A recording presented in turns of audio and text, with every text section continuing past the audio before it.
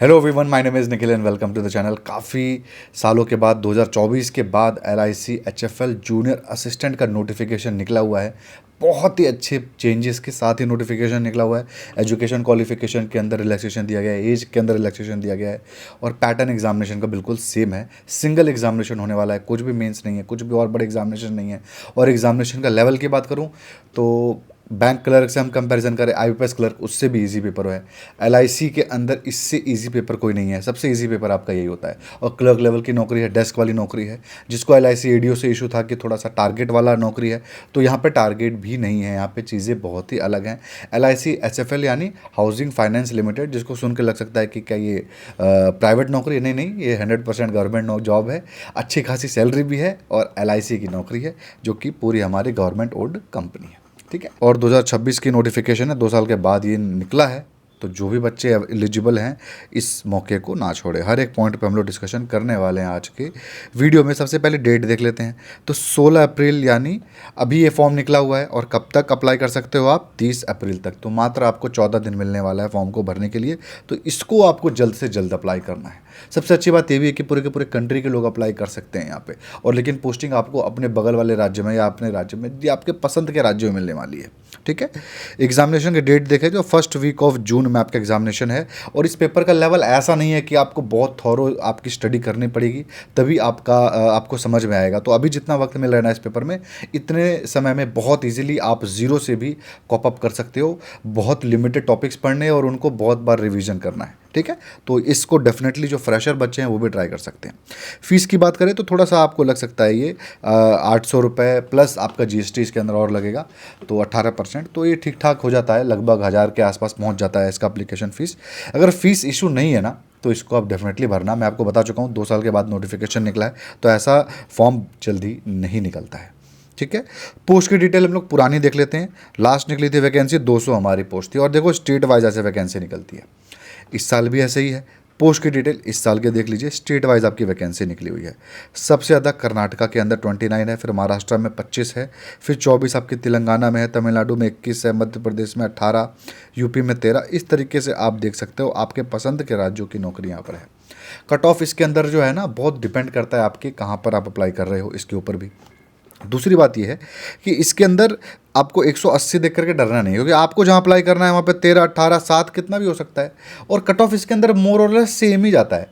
Last year 200 आपका था और उससे पहले आपका इससे ज़्यादा सीट थी, तभी भी कट ऑफ सेम ही गया था। अभी भी कट ऑफ सेम ही जाएगा, कोई इसके अंदर बदलाव नहीं होने वाला होता है। ये वैकेंसी आप देख लो, डिटेल वैकेंसी ये आपके सामने दिख रहा है। जैसे आपको आंध्र प्रदेश के अंदर भी कौन सी सिटी के अंदर वैकेंसी है ये भी आप देख सकता है और वहाँ पर भी आप अप्लाई कर सकते हो। ठीक है, ऐसे ही आपका आंध्र प्रदेश के अंदर कितनी सीट है? टोटल 8 सीट है ऊपर के हमारी, इतनी सारे को मिला करके। आसाम के अंदर सिर्फ गुवाहाटी में है 3 सीटें। ऐसे ही आपका बिहार के अंदर, ये आपको दिख रहा होगा, इन 3 बिहार शरीफ, मुजफ्फरनगर, पटना, इसके अंदर आपकी वैकेंसी आई हुई है। तो इसी तरीके से यहाँ पे आप देख सकते हो हर एक राज्यों के हिसाब से और उसके अंदर कौन सा आपके सिटी में चाहिए उसके हिसाब से यहाँ पे वैकेंसी दी गई है। देख रहे हो आप, इसी हिसाब से आपको अप्लाई करना है। मध्य प्रदेश के अंदर आप देख सकते हो, महाराष्ट्र के अंदर देख सकते हो 25। इतनी सारे अलग अलग जगहों के अंदर है। नासिक आपको लेकर के हर एक जगह पे यहाँ पे वैकेंसी निकली हुई है, हर एक सिटी में ऑलमोस्ट। तो वैसे ही आपके टोटल यहाँ पे 180 है। ठीक है, तो आपको अप्लाई करना है। किसी एक ही जगह से आप अप्लाई कर सकते हो, मल्टीपल जगह से नहीं अप्लाई कर सकते। डोमिसाइल का भी कोई रिक्वायरमेंट नहीं होता है यहाँ पे। कुछ आपके डाउट होंगे जो मैं क्लियर कर देता हूँ। सबसे पहले 3 चीज़ों को समझना है, एक वैकेंसी स्टेट, एग्जामिनेशन स्टेट और इंटरव्यू स्टेट। वैकेंसी स्टेट मतलब जिस स्टेट राज्य में आप अप्लाई कर रहे होगे वैकेंसी के लिए, कि हाँ मेरे को बिहार के अंदर सपोज नौकरी चाहिए, तो मेरा वैकेंसी स्टेट क्या हुआ? बिहार हुआ। नंबर 1 बात समझ में आई। एग्जामिनेशन स्टेट, लेकिन हो सकता है कि आप अभी दिल्ली में नौकरी कर रहे हो लेकिन नौकरी आपको बिहार में चाहिए, तो आप अपना एग्जामिनेशन सेंटर दिल्ली चुन लो, लेकिन आपकी नौकरी बिहार में लगेगी। समझ में आ गया आपको? तो एग्जामिनेशन स्टेट और वैकेंसी स्टेट अलग हो सकते हैं। वैकेंसी स्टेट को ध्यान से आपको चुनना है। क्यों? क्योंकि अगला है इंटरव्यू स्टेट। क्योंकि इंटरव्यू स्टेट उसी राज्य में आपको जाके देना इंटरव्यू है जहाँ पे आपकी वैकेंसी है। तो सपोज करो मेरे को बिहार में नौकरी चाहिए, मैं दिल्ली में बैठा हूँ, कर्नाटका में बैठा हूँ, कहीं पे भी बैठा हूँ और मैंने फॉर्म भर दिया बिहार के लिए। उसके बाद मैंने एग्जामिनेशन दिया कर्नाटका में, अगर मैं पास हो गया तो अब मुझको बिहार जाना पड़ेगा, वहाँ इंटरव्यू देना पड़ेगा, मेरी नौकरी वहीं लगेगी। वैकेंसी स्टेट भी मेरा वही हुआ और मेरा अपना जो वैकेंसी जहाँ पर मेरे को चाहिए वो भी वही हुआ। ठीक है, या और इंटरव्यू जहाँ पर देना है वो भी वही हुआ, इंटरव्यू स्टेट। तो ये ऐसे ही है आपका। ये आपको समझ में आ गया होगा, इसके अंदर और कोई डाउट नहीं बचना चाहिए आपको। इन तीनों को जो वहाँ पे लिखा होगा ना फॉर्म भरते वक्त, इन तीनों को ध्यान से आप नोट करके चलना, ठीक है। और उसके अंदर ठीक है, बाकी वही चीज़ें लिखी गई हैं और कुछ भी नहीं लिखा गया। इसके अंदर आप किसी एक ही सीट से अप्लाई कर सकते हो, मल्टीपल नहीं अप्लाई कर सकते हो, ठीक है। सैलरी के बारे में बात कर लेते हैं। सैलरी इसके अंदर दिख रहा होगा, बेसिक पे 20,000 रुपये है, लेकिन HRA को जोड़ो, अदर बेनिफिट जोड़ो और मील कूपन को आप जोड़ो, PF कॉन्ट्रीब्यूशन जोड़ो कंपनी की तरफ से जो है, आपका नहीं, ये मेडिकल इंश्योरेंस का जोड़ो, ग्रुप इंश्योरेंस का जोड़ो, तो आपका महीने का 41,000 पर मंथ आपकी सैलरी बनती है, जो कि लगभग 5 लाख रुपये के आसपास आपकी सैलरी यहाँ पे बन जा रही है साल की। तो बहुत अच्छी वैकेंसी है और बहुत अच्छी इसके अंदर सैलरी भी है। सैलरी के अंदर कोई इसमें टेंशन लेने की ज़रूरत नहीं है।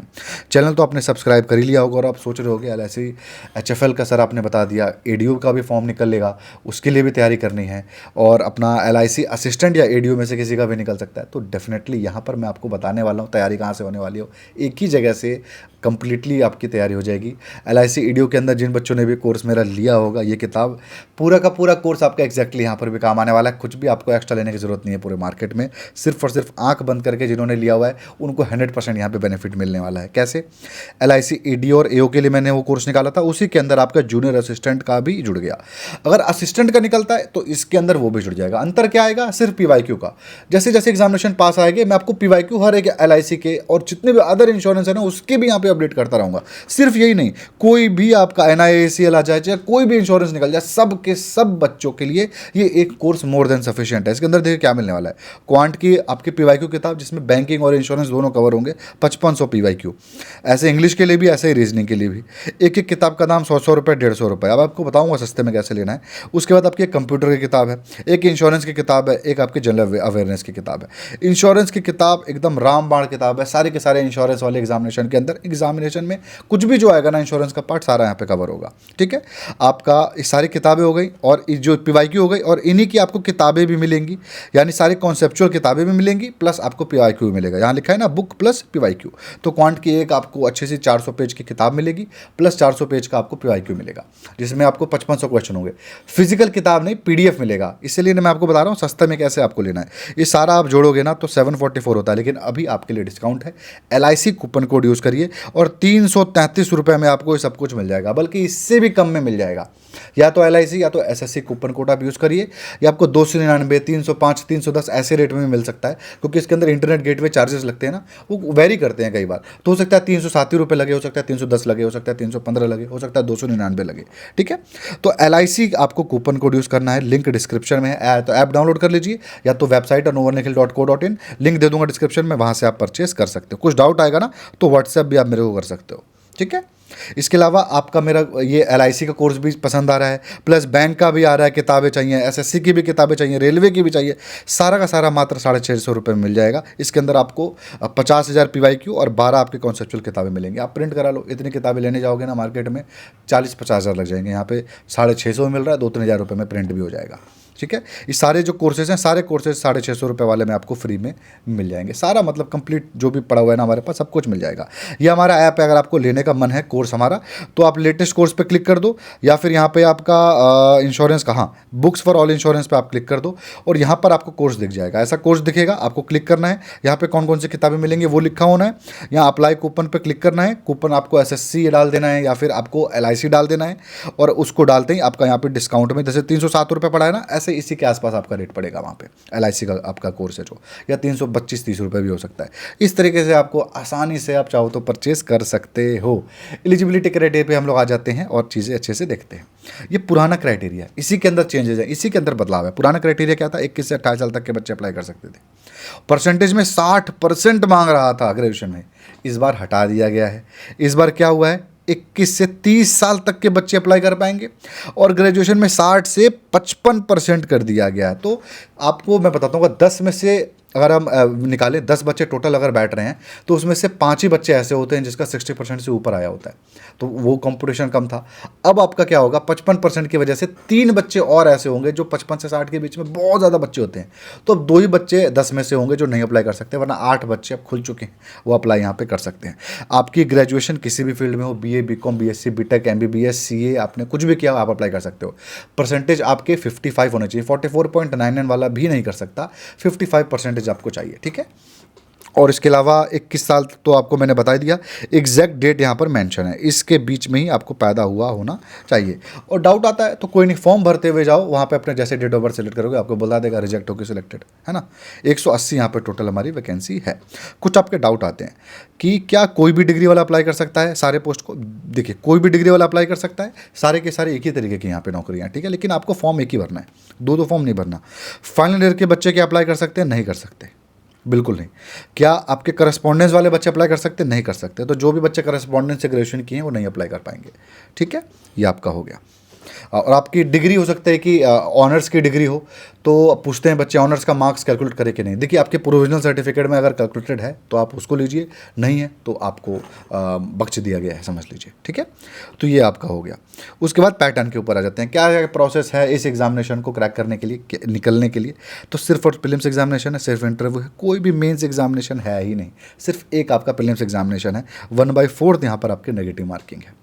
क्या पैटर्न है देख लीजिए, एक इंग्लिश का पेपर है, एक आपका रीजनिंग का पेपर है, एक आपका जनरल अवेयरनेस का पेपर है, इसमें हाउसिंग फाइनेंस का आपको थोड़ा सा एम्फेसिस किया जाएगा, ठीक है।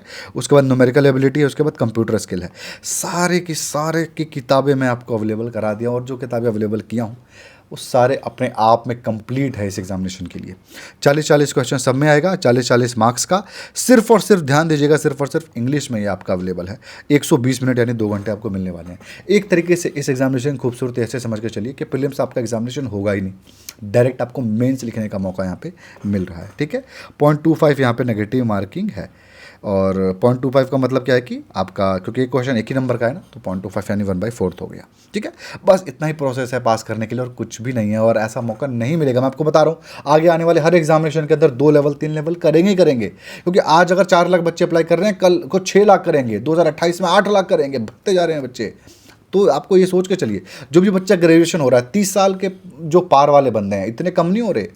नौकरी पा जा रहे हैं तो अलग बात है, लेकिन आपके जो ग्रेजुएशन वाले जो बच्चे हैं ना, जो कि 21 साल के रेंज में, जो हर साल लाखों की संख्या में बढ़ रहे हैं, लेकिन उधर कम होने वाले बहुत कम संख्या में कम हो रहे हैं, ठीक है। किताबें अगर आप पूछते हो फिजिकल, तो ये सब किताबें ठीक है, ये सब किताबें मार्केट में अवेलेबल है, बट ये सब आउटडेटेड हो चुकी हैं। ये वाली नहीं, ये वाली किताब आउटडेटेड हो चुकी है। ये किताब आपको लेने का मन है, रीजनिंग का, इन दोनों का बहुत अच्छी किताब है। मैं इनमें कोई वो पहले भी रिकमेंड करता था, आज भी करता हूँ। सारी किताबें अच्छी हैं, ये सारी किताबें जो दिखा रहा हूँ ना, सारी किताबें अच्छी हैं। पहले से लिया हुआ है, कुछ और मतलब मेरा भी मतलब और छोड़ दो, लेकिन अगर नहीं लिया हुआ है तो मेरा वाला लेना, क्योंकि एक किताब के दाम में ना यहाँ पूरा का पूरा कोर्स ही मिल जाएगा, ठीक है। कट ऑफ का क्या है, तो सेम यही है, 150-140 मार्क्स आपका कट ऑफ रहता है, यही लेकर के चलिए। सिलेबस में क्या है, देखिए इतना ही सिलेबस है, सिंपल इंग्लिश में इतना ही है, जनरल अवेयरनेस में इतना ही है, आपका रीजनिंग में इतना ही है, और क्वांट में इतना ही है। आप आराम से इसको चाहो तो तैयारी कर सकते हो और सिलेबस खत्म कर सकते हो, क्योंकि इसके अंदर गेम प्रैक्टिस का है। सिलेबस खत्म तो आपको कोई भी कर लेता है, ठीक है।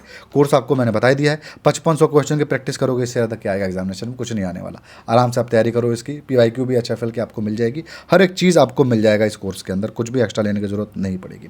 आपके डाउट मैंने क्लियर कर ही दिए थे। एक से ज़्यादा पोस्ट के लिए अप्लाई आप नहीं कर सकते, डिफरेंट स्टेट से क्या अप्लाई कर सकते हैं, किसी भी स्टेट से अप्लाई कर सकते हो, डोमिसाइल की गेम नहीं है। फाइनल ईयर के बच्चे नहीं अप्लाई कर सकते, ठीक है। बस हो गया, ये सब चीज़ें थी। चैनल तो आपने सब्सक्राइब कर ही लिया होगा, और जो भी बच्चे SSC सिलेक्शन पोस्ट के लिए चाह रहे हैं कि कौन कौन से पोस्ट मैं आपको बताऊं, तो नेक्स्ट वीडियो उसी के ऊपर आ रहा है, और मैं उसके बारे में आपको अच्छे से बताऊंगा कौन कौन से पोस्ट आपको अप्लाई करना है। प्लस हो सकता है कि मैं स्ट्रैटेजी वीडियो भी लेकर के आऊँ, ठीक है। तो ये था आज की वीडियो में। आई होप आपको इस वीडियो से फ़ायदा मिला होगा। फ़ायदा मिला तो वीडियो को लाइक जरूर करें, कमेंट करें अपने डाउट को, और अगर आपको ऐसे और वीडियो दिख होंगे तो अपने चैनल को भी जरूर सब्सक्राइब करें। Thanks for watching.